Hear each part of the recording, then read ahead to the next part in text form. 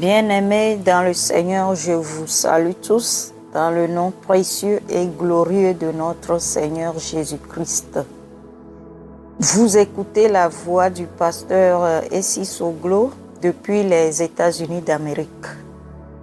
Nous avions commencé une série d'études il y a de cela 2 semaines. Nous sommes en train d'étudier les fêtes d'Israël et leur portée prophétique. Nous avions parlé de la fête de Pâques, la fête des pains sans levain, et la semaine dernière, nous avions parlé de la fête des prémices.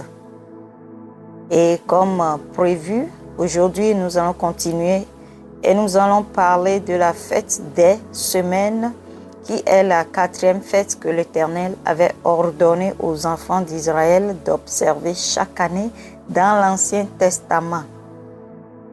La semaine passée, nous avions dit que la fête des prémices était la représentation ou bien une préfiguration de la résurrection de Jésus-Christ d'entre les morts. Et nous avions dit que les prémices de la moisson symbolisaient la résurrection de Jésus-Christ comme étant les prémices de ceux qui sont morts en Christ et qui vont ressusciter le dernier jour. Nous avons lu ceci dans 1 Corinthiens 15, verset 20. Lors de l'avènement de Christ, au jour de l'enlèvement, la Bible nous dit dans 1 Thessaloniciens 4, verset 16 à 17, que les morts en Christ ressusciteront premièrement. Et nous, les vivants, nous serons tous ensemble enlevés avec eux sur des nuées à la rencontre de notre Seigneur Jésus-Christ dans les airs. Et nous avions dit que cet événement est arrêté et que ça va arriver certainement. Pourquoi nous disons que c'est un événement arrêté? Nous disons ça parce que la fête des prémices est accomplie dans la résurrection de Jésus-Christ et que la résurrection de Jésus-Christ est les prémices de ceux qui sont morts en Christ et qui vont ressusciter au dernier jour, tout comme Jésus-Christ lui-même est ressuscité.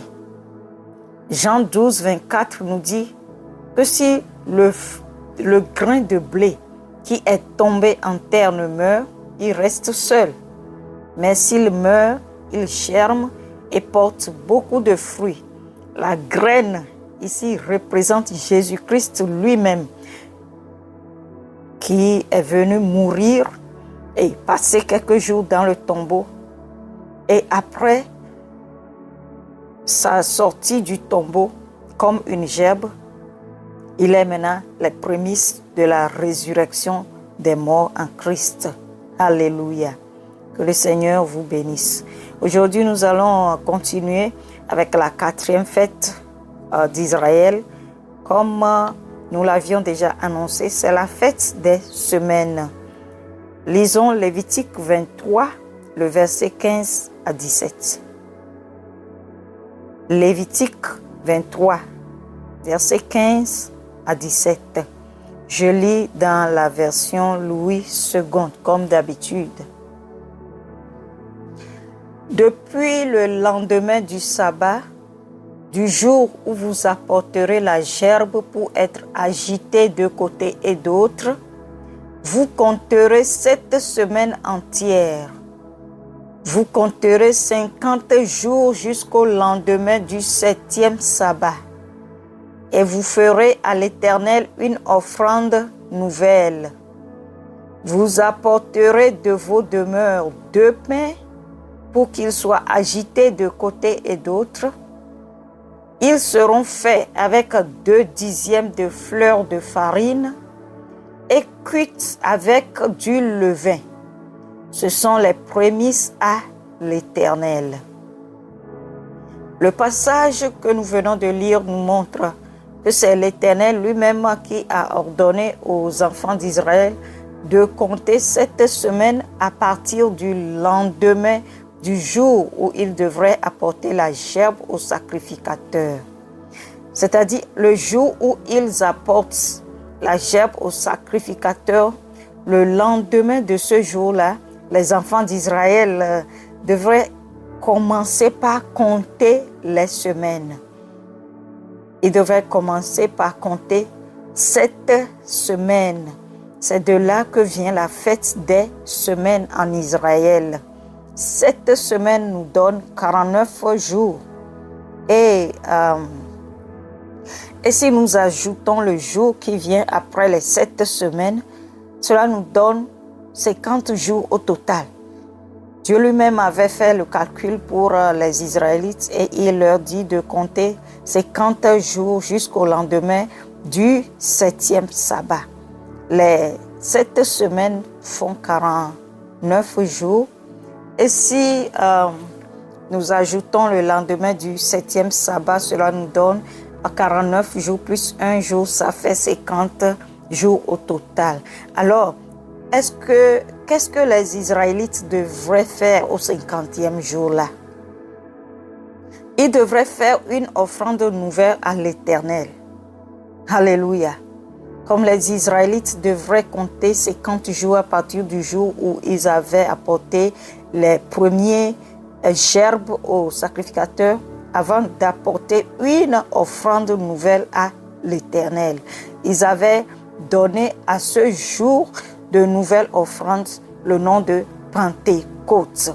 En grec, Pentecôte veut dire le 50e.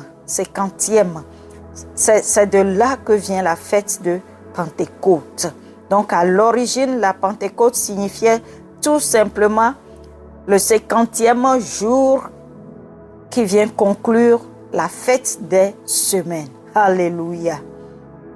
En Israël, au jour de la Pentecôte, les Israélites devraient apporter leur nouvelle offrande à l'Éternel. Nous l'avions déjà lu dans Lévitique 23, versets 15 à 17. Ils devraient apporter cette offrande au sacrificateur dans le temple à Jérusalem. Partout où les Juifs résidaient, ils devraient descendre tous à Jérusalem pour célébrer la Pentecôte ou encore la fête des semaines. Dans le passage de Lévitique, le verset 15 à 17, nous l'avions déjà lu, il y a 4 éléments essentiels qui doivent attirer notre attention. Ces éléments sont 50 jours. Il faut souligner ça. Les 2 pains, il faut souligner ça aussi. Le levain et puis les prémices à l'Éternel. Je répète, les 4 éléments essentiels qui doivent attirer notre attention dans le passage de Lévitique 23, versets 15 à 17 que nous avions lu. Ces 4 éléments-là sont 50 jours, les 2 pains, le levain et les prémices à l'Éternel. Nous allons relire le passage. Lévitique 23, versets 15 à 17. Depuis le lendemain du sabbat, du jour où vous apporterez la gerbe pour être agitée de côté et d'autre, vous compterez 7 semaines entières. Vous compterez 50 jours, il faut souligner ça, jusqu'au lendemain du 7e sabbat. Et vous ferez à l'Éternel une offrande nouvelle. Vous apporterez de vos demeures 2 pains, il faut souligner 2 pains, pour qu'ils soient agités de côté et d'autre.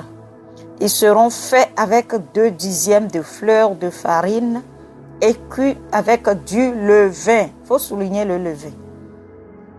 Ce sont les prémices à l'Éternel. Il faut aussi souligner les prémices à l'Éternel. Alléluia. Nous l'avions dit, les éléments clés du passage de Lévitique 23, 15 à 17 sont 50 jours, les 2 pains, le levain et les prémices à l'Éternel.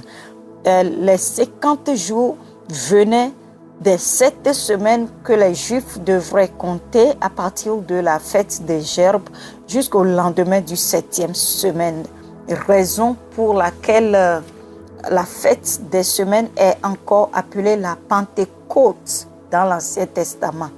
Aussi, j'avais dit que tous les Israélites devraient descendre à Jérusalem pour apporter leurs nouvelles offrandes à l'Éternel dans le cadre de la célébration de la fête de Pentecôte.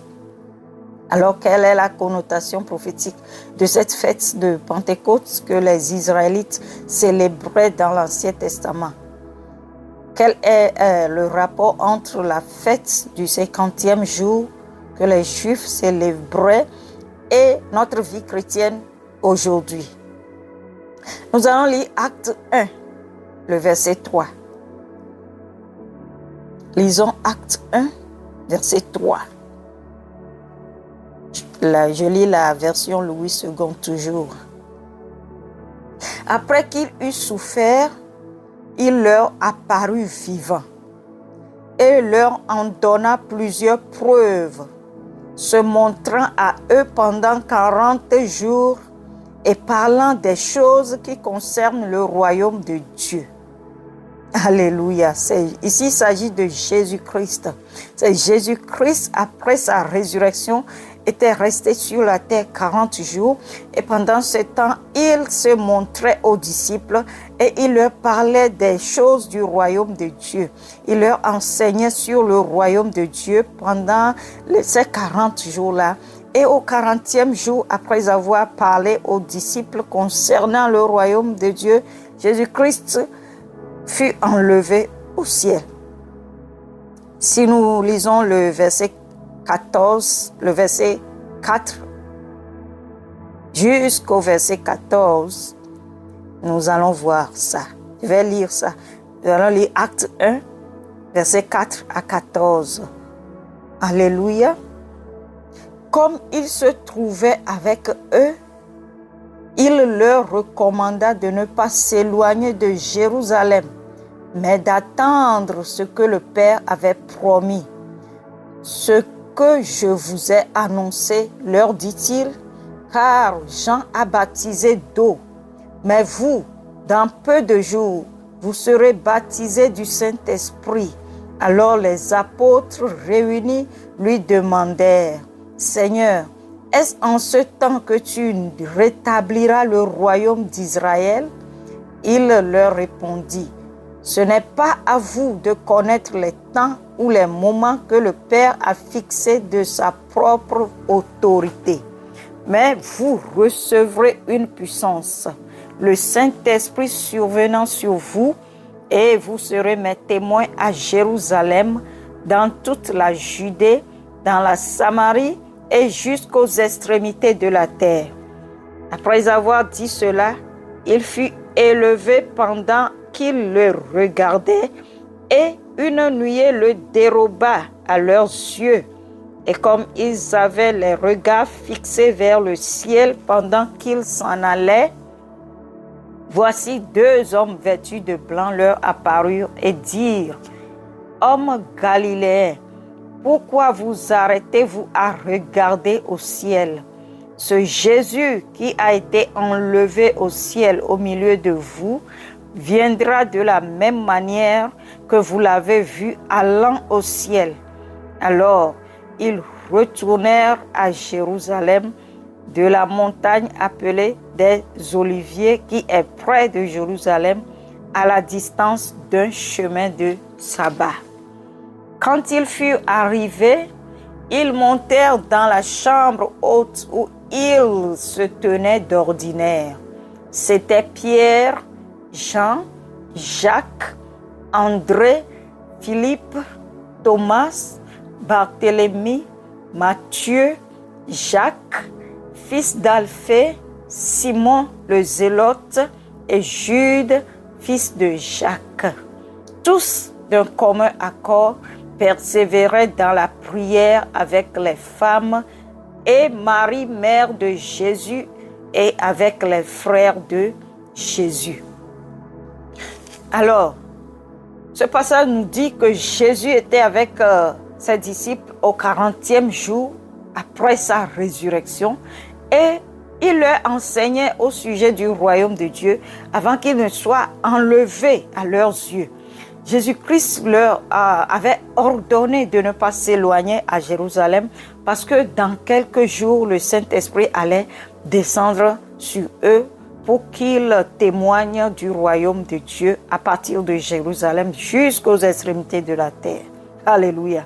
Effectivement, les disciples ne s'étaient pas éloignés de Jérusalem. Ils étaient tous ensemble montés dans la chambre haute, dans un commun accord, et ils persévéraient dans la prière.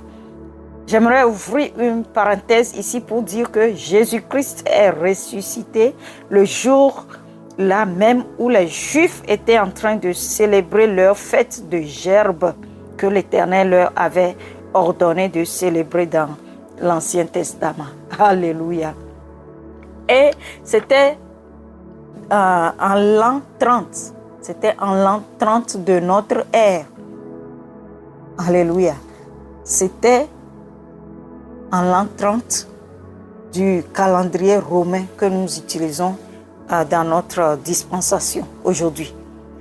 Cette date coïncide avec la date de la célébration de la fête des gerbes, encore appelée la fête des premiers fruits ou bien la fête des prémices en Israël. Donc le jour de la résurrection de Jésus-Christ correspondait au jour de la célébration de la fête des gerbes et c'était au printemps, en ce temps-là. Et j'aimerais aussi souligner que le calendrier romain que nous utilisons aujourd'hui est différent du calendrier hébraïque. Le premier mois de l'année hébraïque correspond au 4e mois du calendrier romain. Alléluia. Je ferme la parenthèse ici. Alors, revenons à notre sujet. Nous étions en train de dire que Jésus-Christ avait donné l'ordre aux disciples de ne pas s'éloigner à Jérusalem. Et nous avons lu ça dans Acte 1, qu'ils étaient tous ensemble dans la chambre haute et persévéraient dans la prière. Alléluia. Et lisons Acte 2, versets 1 à 4 pour la suite. Acte 2, versets 1 à 4. Le jour de la Pentecôte, ils étaient tous ensemble dans le même lieu. Tout à coup, il vint du ciel un bruit comme celui d'un vent impétueux. Et il remplit toute la maison où ils étaient assis. Des langues semblables à des langues de feu leur apparurent, séparées les unes des autres, et se posèrent sur chacun d'eux. Et ils furent tous remplis du Saint-Esprit et se mirent à parler en d'autres langues, selon que l'Esprit leur donnait de s'exprimer. La Pentecôte, ici dans le passage, c'est le 50e jour après la fête des prémices. Je l'avais expliqué auparavant. Et le passage dit que les disciples étaient ensemble, rassemblés dans le même lieu, dans un même lieu. Et c'était dans la chambre haute où les disciples s'étaient réunis après que Jésus-Christ fut enlevé à leurs yeux et leur a donné cette recommandation de ne pas s'éloigner de Jérusalem. Et nous avions lu dans Acte 1 que c'est Jésus-Christ qui leur avait donné cet ordre-là. Et eux, ils ont obéi à l'ordre du Seigneur de ne pas s'éloigner de Jérusalem. Alléluia. L'obéissance ici est très importante. Les disciples ont obéi et à 10 jours après, alléluia, 10 jours après qu'ils étaient dans la chambre haute, le jour-là aussi a coïncidé avec la célébration de la fête du 50e jour, qui est la fête des semaines à Jérusalem. Alléluia. 10 jours après que les disciples se sont rassemblés dans la chambre haute, Quelque chose s'est passé dans Acte 2. Et nous l'avions lu. On dit les langues de feu s'est posées sur chacun d'eux. Et ils parlaient en d'autres langues. Alléluia. Jésus-Christ fut enlevé au ciel, mais les disciples étaient restés d'un commun accord dans la chambre haute et ont persévéré dans la prière avant qu'ils ne reçoivent le Saint-Esprit, avant que le Saint-Esprit ne soit descendu sur eux. Et le Saint-Esprit est descendu exactement le jour où il y avait la célébration de la fête du 50e jour à Jérusalem. Alléluia. Amen. Bien-aimés, avec Dieu, il n'y a pas de hasard. Il n'y a pas de hasard. Tout ce que notre Dieu fait, il le planifie d'avance. Et parfois, il l'annonce longtemps même avant. Alléluia. Alléluia. Amen. Le jour où le Saint-Esprit était descendu sur les disciples, ce jour-là, c'est exactement le jour de célébration de la Pentecôte de l'Ancien Testament.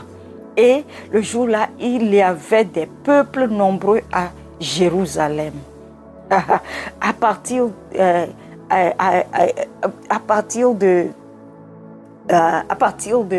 la fête des prémices, les Juifs comptaient 7 semaines et ça donne 49 jours. Après les 49 jours, là, c'est-à-dire le 50e jour, ils devraient tous célébrer la fête des semaines et apporter leur offrande, nouvelle offrande aux sacrificateurs à Jérusalem.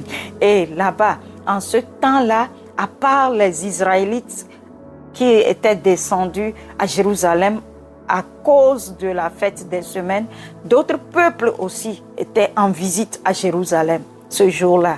Les gens étaient descendus d'un peu partout pour arriver à Jérusalem parce qu'il y a une fête. Et la fête des semaines ou bien la fête de Pentecôte qui devait être célébrée à Jérusalem chaque année. Donc, il y avait toutes sortes de nations à Jérusalem, y compris les marchands arabes, les marchands arabes. La fête du 50e jour en Israël était comme une opportunité de commerce et de tourisme pour les peuples alentours qui ne sont pas nécessairement juifs. Les Juifs, eux, devaient descendre à Jérusalem pour donner leur nouvelle offrande à l'Éternel et célébrer leur culte. Mais les autres nations y descendaient pour des raisons économiques ou bien des raisons touristiques.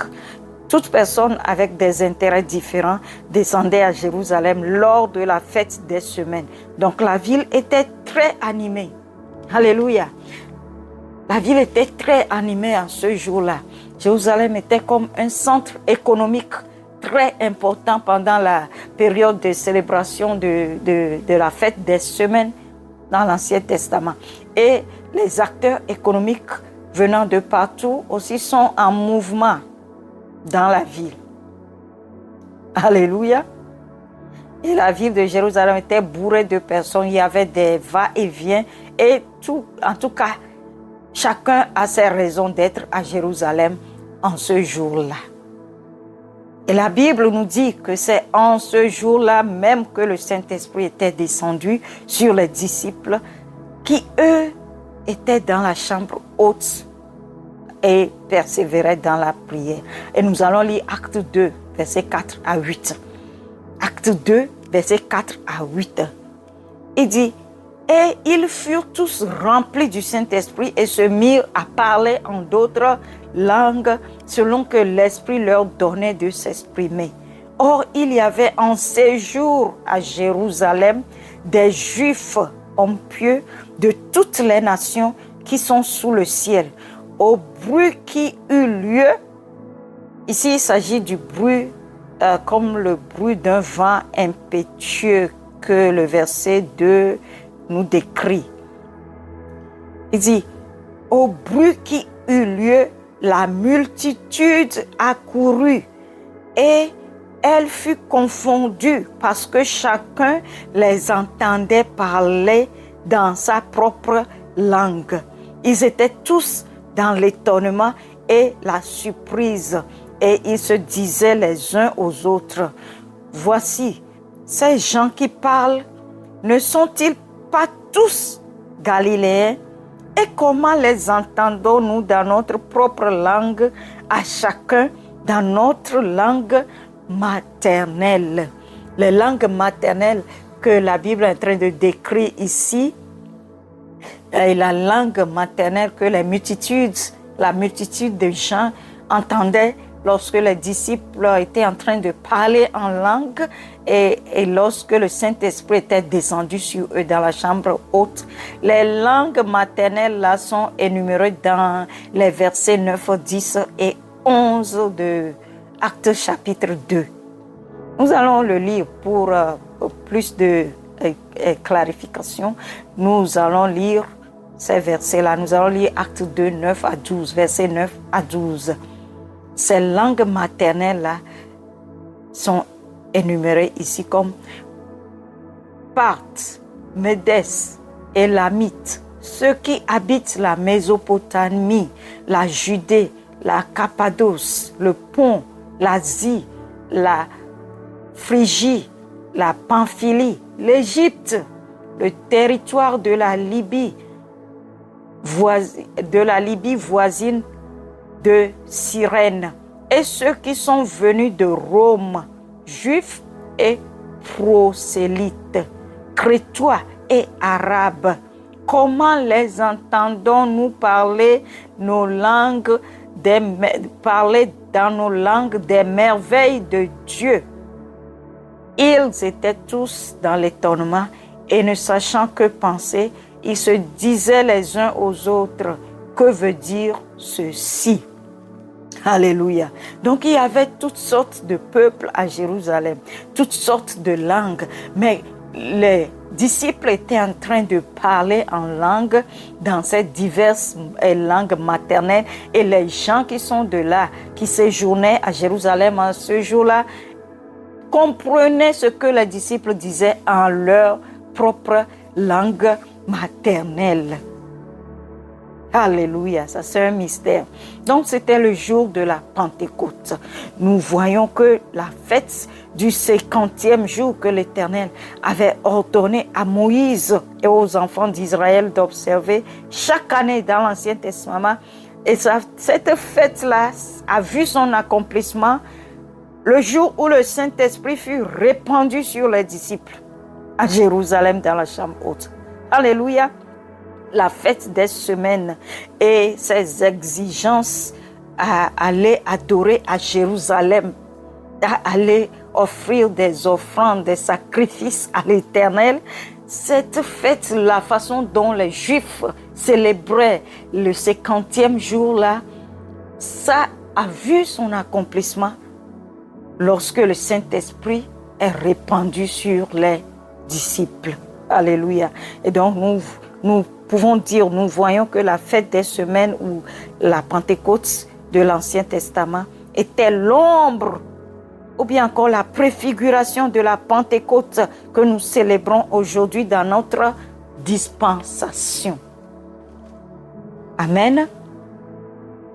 C'est ce que le prophète Joël avait annoncé dans Joël 2, versets 28 et 29. Joël 2, versets 28, 29 dit quoi?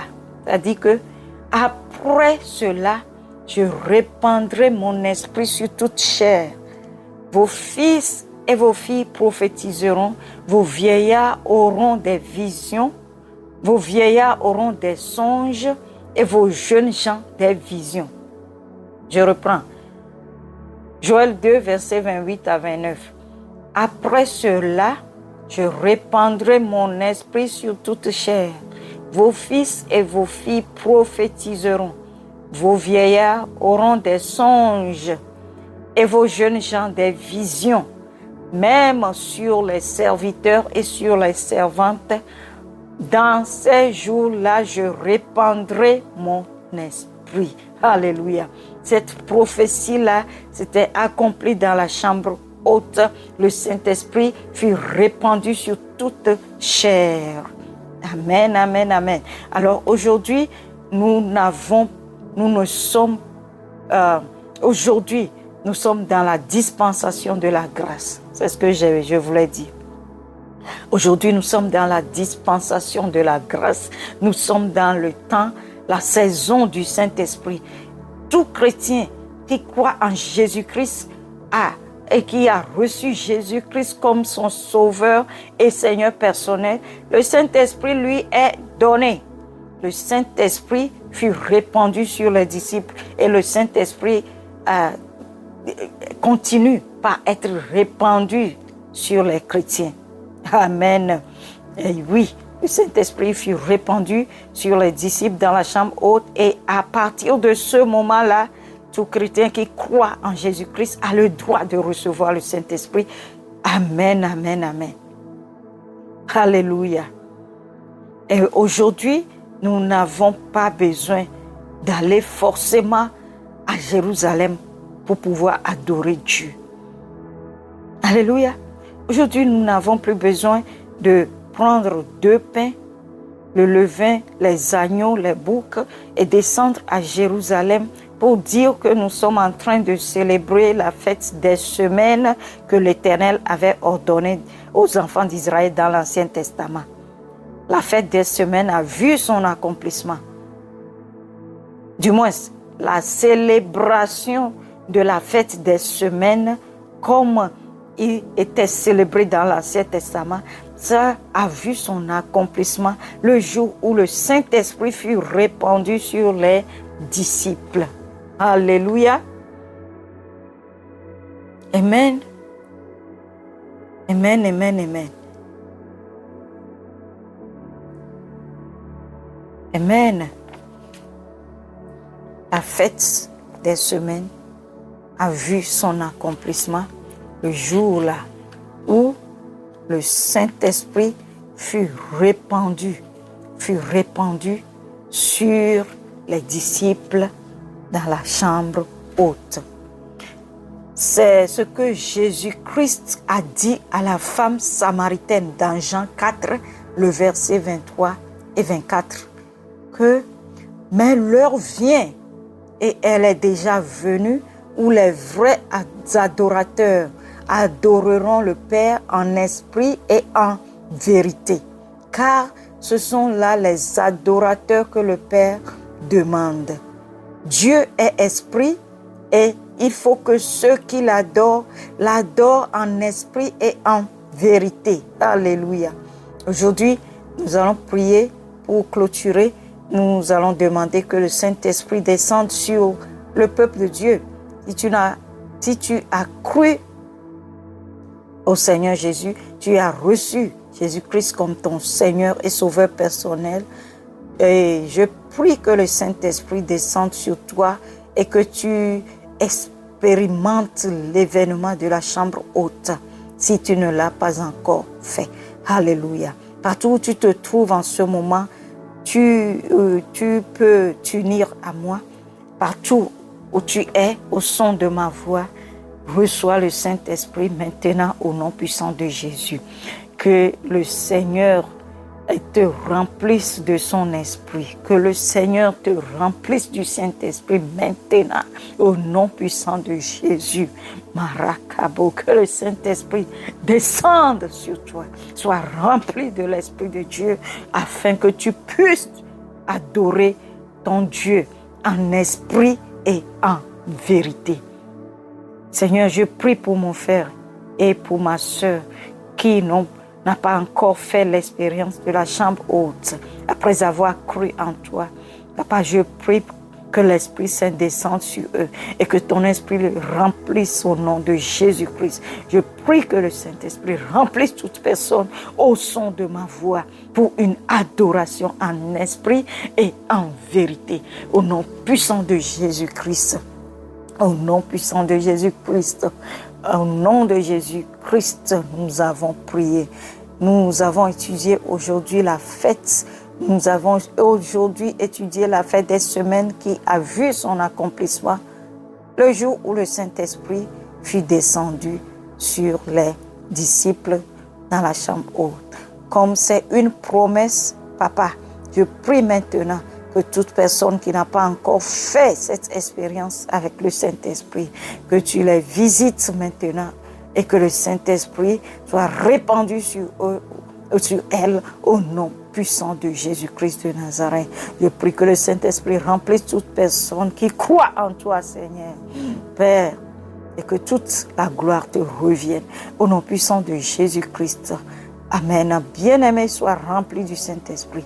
Que le Saint-Esprit descende sur toi si tu es à l'écoute de ma voix, si tu as suivi cet enseignement et si tu es connecté au son de ma voix, au nom puissant de Jésus-Christ. Que le Saint-Esprit se saisisse, que le Saint-Esprit te saisisse, le Saint-Esprit de Dieu soit répandu sur toi et que toute la gloire revienne à Dieu, le Père, au nom de Jésus-Christ. Nous allons nous arrêter ici pour aujourd'hui. Nous allons nous arrêter ici pour aujourd'hui.